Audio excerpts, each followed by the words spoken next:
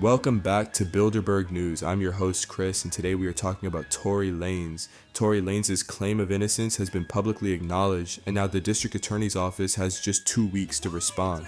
What do you think about that?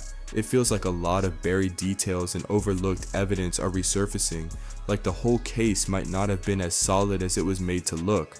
Honestly, there was never any concrete evidence linking him directly to the shooting.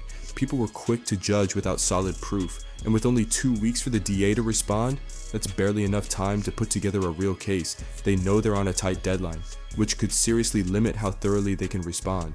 This short time frame is almost designed to keep things close, which is gonna make 2025 even more interesting.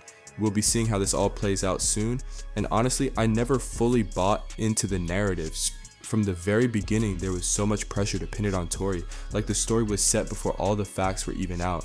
Now there are real questions about whether it was even him at all or someone else entirely. Not to speak for her, but didn't Otto Megan make a public statement, even on TV, claiming Tory was the shooter? If the courts accept his innocence, what does that mean for her? Would her testimony be called into question? She was under oath, and lying on the stand could lead to perjury charges. That's not just a minor issue, it's a serious offense, but it's bigger than just her.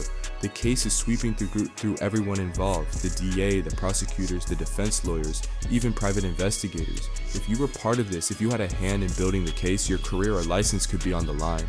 People will hope they handled things right, because if they didn't, there's nowhere to hide now. They're under the microscope and every detail will come to light. This is shaping up to be a full-blown clean house moment. It's gonna get intense, and it's only just starting. It's not only Megan's supporters and statements under scrutiny, other witnesses like the security guard have come forward with testimony favoring Tory. There are conflicting stories here, some supporting Megan's side, others Tory's, and that's going to lead to more legal motions, challenges, and a lot of digging. So even with Tory's innocence claim accepted and the DA's short window to respond, this outcome wasn't out of nowhere. It's likely the DA knew this was coming and is already prepping for it.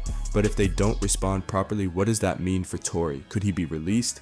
Could they grant him bail? While this all unravels, it feels like they're creating new rules and special procedures as this unfolds, especially for cases like this. It's going to be something to watch closely. I wasn't expecting it to reach this point, especially since Tory was sentenced pretty heavily. What was it, around 15 years, maybe 8? I can't remember exactly. But even then, the story always felt off, inconsistent, with details flipping around constantly. None of it seemed to hold water from the beginning. It just felt shaky, you know? So yeah, things are about to get real and this case is far from over. Well, that's all for today. I'm your host, Chris, and thanks for watching Bilderberg News, and make sure you like, comment, and hit that notification button to stay up on all the latest content.